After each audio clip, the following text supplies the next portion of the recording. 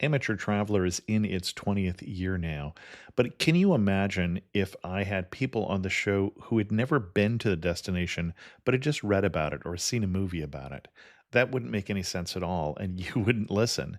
We all know how important it is to receive advice from people who know a destination to get the most authentic local experience. And a great option for experiencing this is Explore Worldwide and their authentic small group adventures, led by local tour leaders, perfect for solo travelers who want to meet like minded people with a desire for adventure. I'm often an independent traveler, but two of my last three trips were with small group tours because they organize everything and it's a lot easier. If you want to recreate the tour I did to Malta, they have a Malta and Gozo Discovery Tour. I'm intrigued by one of their tours called A Taste of Sicily. The company again is Explore Worldwide, and visit exploreworldwide.com to learn more. And thanks to Explore Worldwide for sponsoring this episode of Amateur Traveler. The nights are long, the days are short, and the weather is chilly to downright cold, depending on where you are. It's a good time to slip into a Quince iconic Mongolian cashmere sweaters, which start at only $50. You can treat yourself to everyday luxury at an affordable price with Quince. If you really want to dive into luxury, you can check out their leather handbags, washable silk shirts, and European linen sheet sets. Whatever you're looking for at Quince, all the prices are 50 to 80% less than similar brands, and they do that by partnering directly with top factories and cutting out the middleman. They only work with factories that use safe, ethical, and responsible manufacturing processes. And of course, they use premium fabrics and finishes for that luxury feel in every piece. But you've already heard me rave about my Quince travel pants. Treat yourself this winter without the luxury price tag. Go to quince.com/traveler for 365-day returns plus free shipping on your order. That's QUINCE.com/traveler to get free shipping and 365-day returns. Quince.com/traveler. And thanks to Quince for sponsoring this episode of Amateur Traveler. Got my bags packed, I'm on a roll. I'm heading out there and I'm ready to go. I'm looking real good in my passport photo. Oh, no. Amateur Traveler, episode 625. Today, the Amateur Traveler talks about hiking sky bridges in a geoforest park, beaches, waterfalls, and karst formations as we go to Langkawi, Malaysia. Maybe not today. Welcome to the Amateur Traveler. I'm your host, Chris Christensen. Let's talk about Langkawi. I'd like to welcome to the show Rod and maybe Jess Sanchez from the Jetsetting Family Travel Podcast at jetsettingfamily.com, who've come to talk to us about Langkawi, Malaysia. Rod, I'm going to welcome you to the show. We'll welcome Jess if she finishes putting the kids back to bed. Hey, Chris, how are you doing today? I'm doing well. I had to look up Langkawi, Malaysia when you pitched me this show. I know nothing about it. Why should someone go there? We also didn't know very much about it. We've been seeing some other families that travel around, and we saw that they visited Langkawi, and we really fell in love with the island because it has a very calm vibe to it. The locals there in Langkawi consider it, or they call it, the Jewel of Kedah. Kedah is one of the states in Malaysia, but we really considered it very similar to Maui in Hawaii. So we call it the Maui of Malaysia. One of the things that we enjoyed about Langkawi is that it's a very small island, so it's easy to get around it. You can either rent a car or hire an Uber or a Grab driver to take you around everywhere for a very inexpensive rate. You can really get from one side of the island to another in under an hour. It's a very biodiverse island. There are a lot of activities from pristine white sand beaches to mountain ranges with cable cars that you can ride to the top, to mangroves and geoforest parks that you can go on a boat and experience these really beautiful limestone formations. You've got freshwater lakes. There is so much outdoor activity to do there. And one of the better things that we enjoyed about it is that it's not very crowded with tourists. A lot of the destinations in Southeast Asia have gotten really packed, and they've grown a lot over the past 10 years. I think Langkawi will eventually get to that point, but it's not there quite yet. So you still get a really local charm. The Malaysian people there in Langkawi are extremely kind, very friendly, and you feel right at home. So in terms of people from North America, the US, Canada, even from Europe and Australia going to visit there, it is a worthwhile destination to go to. We've been traveling full time for the past 3 months, and Langkawi is definitely in our top 2 locations that we've been in out of the 6 countries and 11 different cities that we've seen so far. Well, and you mentioned that it doesn't have much tourism. It would be very difficult to get further away from the capital of Kuala Lumpur and still stay in Malaysia, at least on near the mainland, unless we go out to some of the bigger islands. But you're just barely in Malaysia. The island one further north is in the southernmost point of, well, not quite the southernmost point, but part of the southernmost point of Thailand. Yes, and one of the attractions that we'll talk about, you can actually see one of these Thailand islands from there. So it's very, very close. But in terms of getting to Langkawi, the easiest way to get there would be taking a flight from Kuala Lumpur. So Kuala Lumpur, it's about an hour flight to Langkawi. There are also different ferries that you can take as well, but it was a really easy and a really cheap flight for us to be able to go from Kuala Lumpur to Langkawi. It's about $15 a person. You can also get there from Singapore as well. Excellent. What do you recommend for an itinerary for Langkawi? The first thing that we recommend is going to it's called the Machinchang Cambrian Geoforest Park. One of the biggest attractions there is they have a very awesome cable car called the Sky Cab. The Sky Cab takes you up to Mount Machinchang, which is kind of the second tallest mountain there in Langkawi, and you get some really incredible views of not only the entire island, but as I mentioned before, you can even see some of Thailand as well. It's actually the world's steepest cable car, so it gets a little bit hairy as you're getting towards the top because you're going up really steep, but it's a fabulous experience, not only for individuals, but it's very family friendly as well. And once you get to the top, you can go on what's called the Sky Bridge. It's a suspension bridge that you walk around and curve over some of the smaller mountains there. You can get some really great views of the ocean. The water there is a very turquoise blue that just very picture friendly as well. Well, and you mentioned that this was part of this geoforest park, which has also been designated by UNESCO as a World Geopark.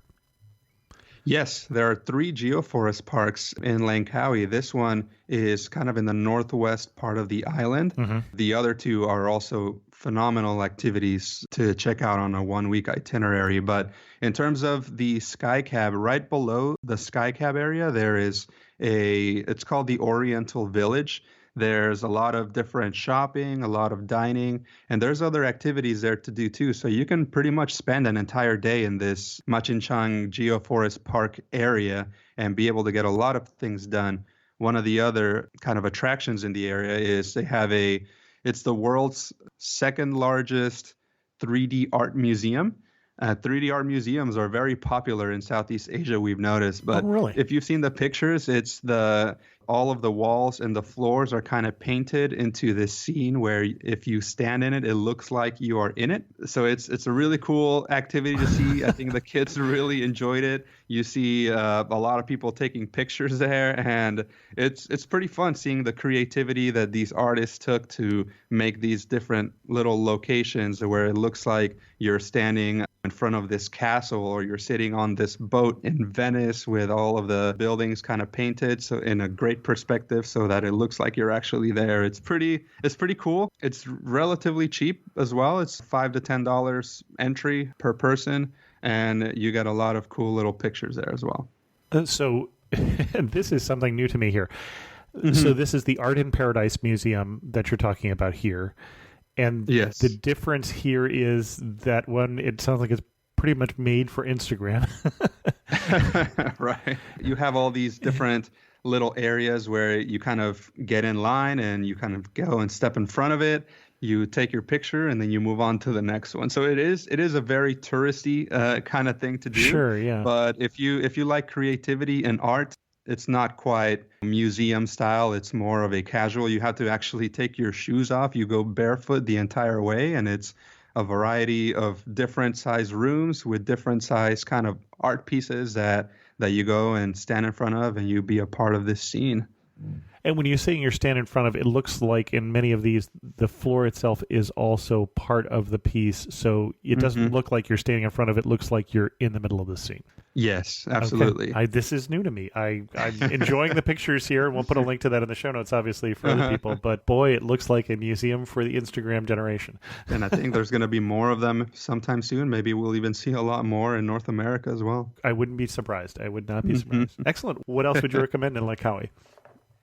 Another really cool activity to do is in the northeast part of the island. It is called the Kilim Karst Geoforest Park. Here you have a variety of different rivers that kind of feed out to the sea there, and you can charter a boat. There are two different options that each have kind of their own benefits and drawbacks. You can book through a tour company, and what you'll get there is you'll get a private tour guide that speaks English and will give you a lot of insight into the different mangroves and the different things that you do there at the Geoforest Park. The drawback to that is that you're going to be on a boat with other people. So if you prefer to have a more private experience, if you need to have more flexibility to spend a little longer time in a place that you enjoy, you're not going to have that with a tour company. The other way is just to hire a private boat driver, which is what we ended up doing.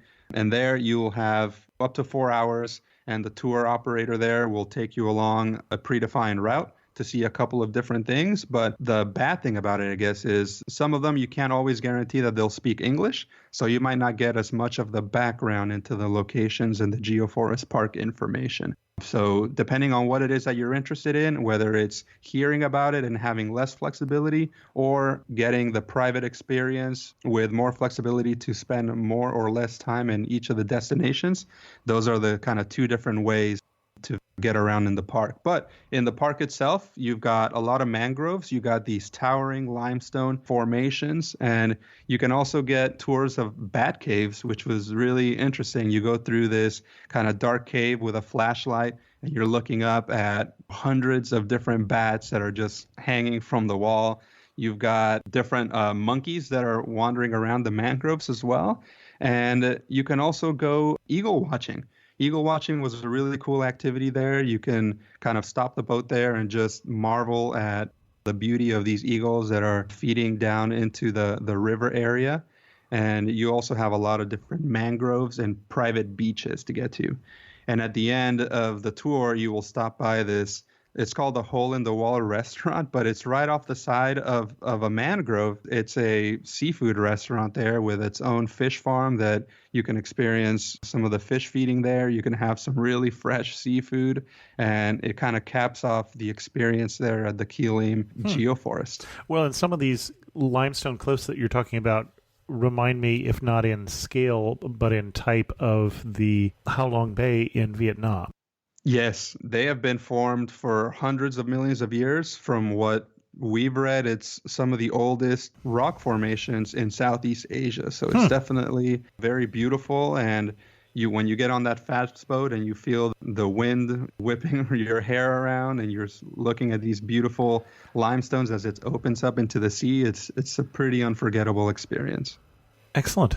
The last geoforest park there that UNESCO has recognized, it's called the Dayang Bunting Marble Geoforest Park. This one's in the south part of the island.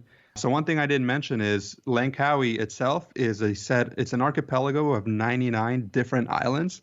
The biggest one there is the one that's called Langkawi, but this one, the Dayang Bunting Geoforest Park, is a couple of islands in the south end of that region.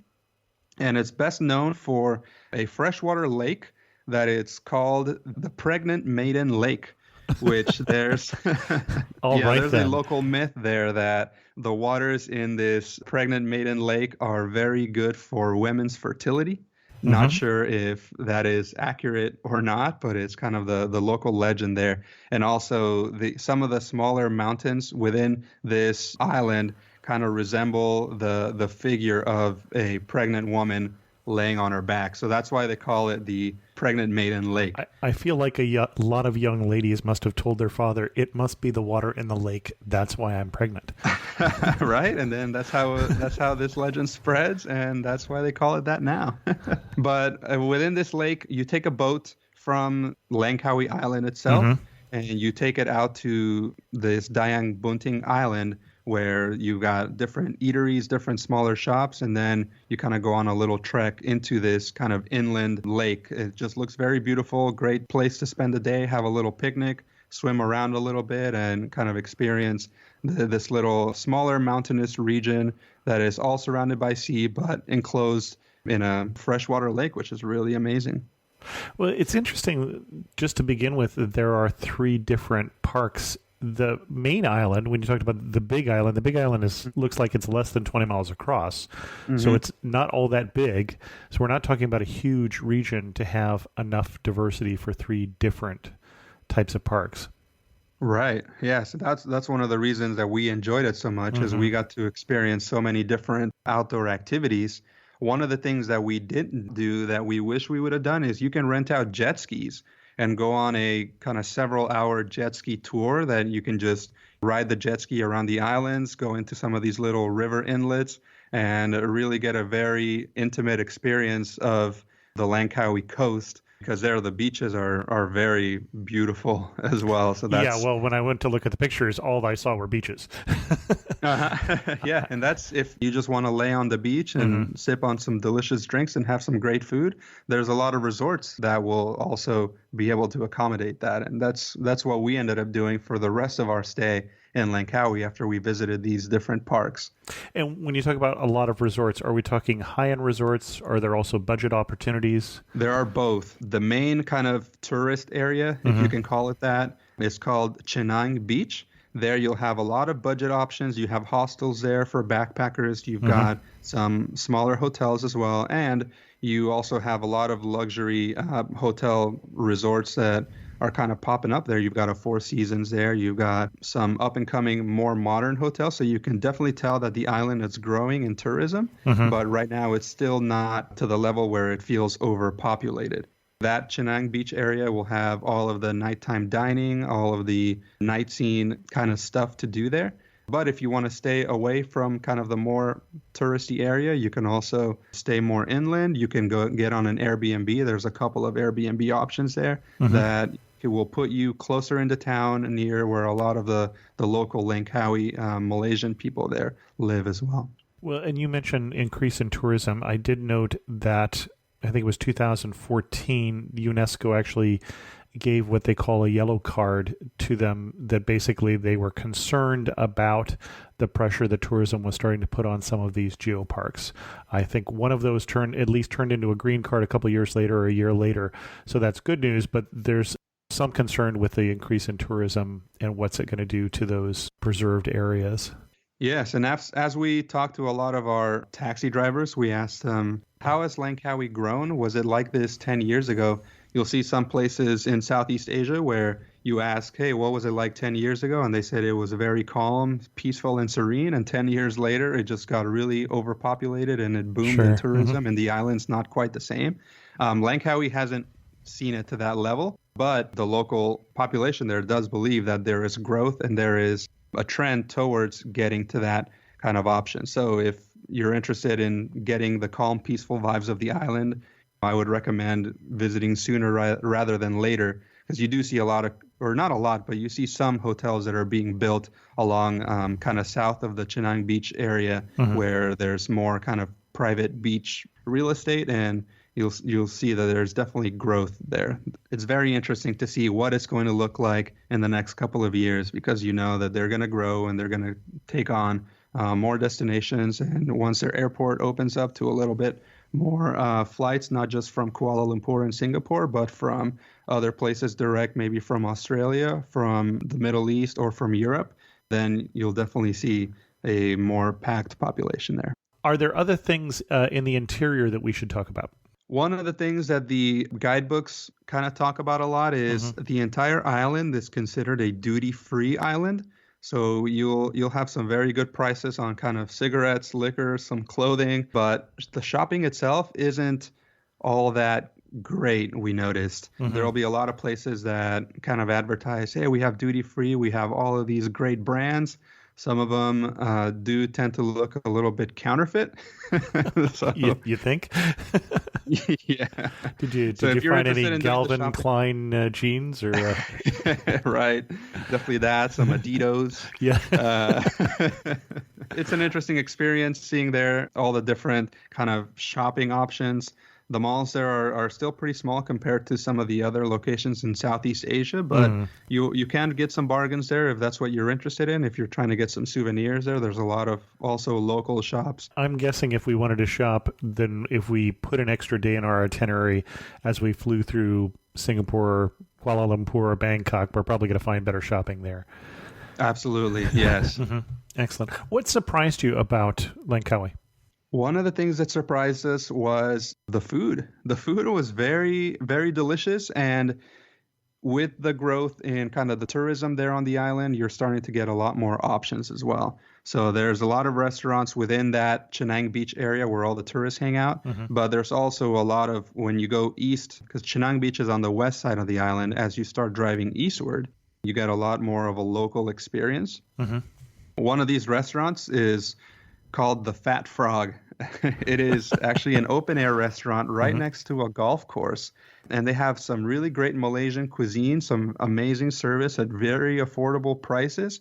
And you also see a lot of Western dishes as well. So if you're not as interested with the Malaysian cuisine, which is very rice-based, a lot of chicken and a lot of different noodle dishes, then you also have some really great pasta. They make pizza there. They have really good meals.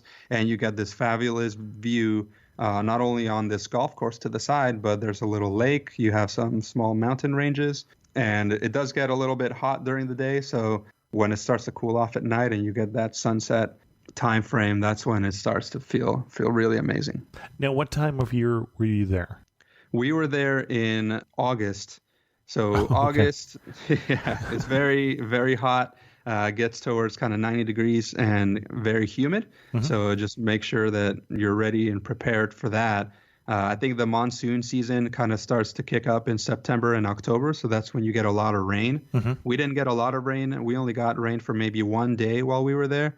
But during the monsoon season, seeing as the Sky Cab and the Langkawi kind of mangrove tours are open air kind of things, I'm not sure if that's going to be available during the monsoon season if there's heavy rain as well. Okay.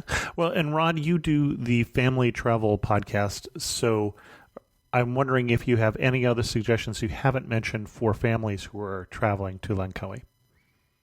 Yeah, there's a really interesting fruit called durian. The locals there call it the king of fruit. So you will see that posted everywhere. You'll actually see in the hotels that no durian signs. No durian signs. Yeah. So you can have it by itself. It's kind of this custardy fruit. You can have it in ice cream, in pancakes. So it's definitely an opportunity to try a very unique tasting fruit. And did your kids like durian? I have two wildly different kids, one that will try anything and one that will try pretty much next to nothing. So the one that tried it, my younger daughter, Nora, she's a 2-year-old, she had this funny face. She had a couple of bites, and after that, she said she didn't want any more. And my 5-year-old didn't try it. He gets really nervous with some food, so we didn't get an opportunity to feed him that. But it's definitely a very interesting experience having durian. Excellent. Anything else we need to cover before we start to wrap this up?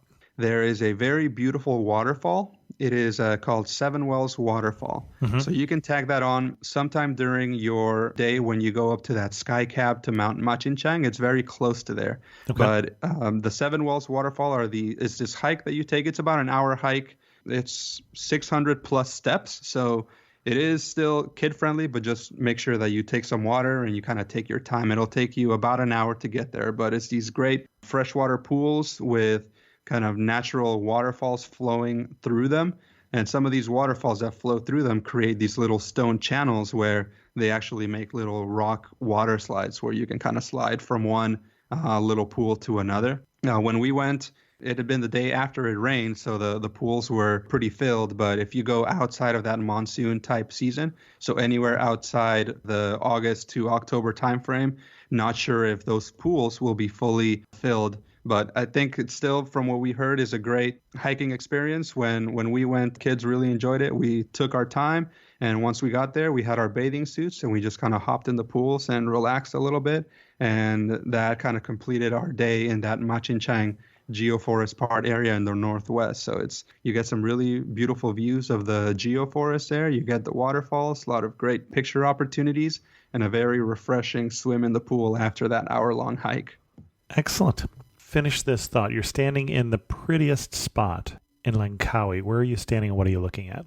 I had two spots come in mind that I couldn't quite decide which one was best. First one is the top of the sky cab. You have this observation deck that you look at, and it's pretty much 360-degree views. You're on the second tallest mountain there in Langkawi. You can see Thailand to the north. You can see the ocean to the west. You can see the big geoforest region to the east, and you can see some kind of beaches and a little town there to the south. So that is definitely one of the views. The other one is in the Kilim geoforest area in the northeast. You're on this long-tail boat in the middle of this river with mangroves to your side, with also kind of towering limestone formations. And you're seeing eagles flying above you, kind of diving down to catch fish at the surface of this river. And that was another beautiful view and location that took our breath away and made us want to stay there longer than a week, to be honest. Rod, I feel like you were ready for that question. No, we were excited. Yeah, we didn't have high expectations going into Langkawi, and we were very pleasantly surprised by what an amazing island that was. One thing that makes you laugh and say only in Langkawi. I would say more only in Malaysia is durian. Yeah, okay. I don't know if there's adequate words to be able to describe that experience. Not only does the fruit itself look really wonky with its big size and kind of little spiky edges, the taste is very unique. The whole legend about the durian being the king of fruit and the experience of eating it, that is one thing that you'll only find in Langkawi, but also in Malaysia. I'm going to say that I am more like your son. The smell of the durian has largely repelled me so far, but I'll try it one of these days. And if you had to summarize Langkawi in just 3 words, what 3 words would you use? Mangroves, beaches, and mountains. Excellent. Our guest again has been Rod Sanchez. Jess apparently is not going to make it today. And from the Jetsetting Family Travel Podcast, and we'll put a link in the show notes for that. Rod, if we wanted to send people to a blog post or a podcast that you've done at your site, what's the best one that we can send them to? The jetsettingfamily.com/Langkawi is where you can find all of the information on the beautiful things that we did in Langkawi, as well as some pictures too. Excellent. Rod, thanks so much for coming on Amateur Traveler and sharing with us your love, unexpected love perhaps, for Langkawi. Yeah, very appreciated. Chris, thank you for having me. Jessica says hi. Sorry that she couldn't make it to this chat today, but we look forward to keeping in touch. In news of the community, I'm back, and we're all back from the Amateur Traveler 2008 trip to Central Europe, to Prague, Krakow, and Budapest. From all accounts that I've heard, we had a great time. Remember that we've got another trip coming up in 2019 in May to South Africa, Botswana, and Victoria Falls, and go to amateurtraveler.com/Africa 2019 to get more information about that trip. And then we're starting discussions about where to go in 2020. We haven't narrowed it down at all. For information about that and to contribute to that discussion, go to amateurtraveler.com/trips and join the private Facebook group. We had a comment from Jesse on the recent episode we did, episode 624 on Los Angeles.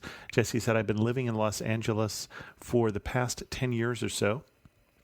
And I have to say, this was an excellent episode that hit all my current favorite parts of the city. The only thing I have to say is that if you come, you need to visit the Griffith Observatory at sunset.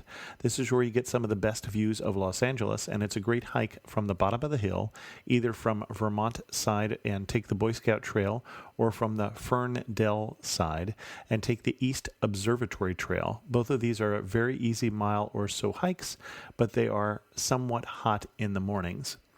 I also love the little cafe on the Ferndale side called Trails Cafe. They have a nice kid-friendly environment that serves hipster coffee and baked goods like lavender shortbread and yummy quiches. There's also a 50-cent dash bus that goes up from the Vermont side about every half hour. Anyway, loved the episode and really happy to have all my favorite areas of Los Angeles covered. Well, thanks so much, Jesse. Always nice to get that feedback.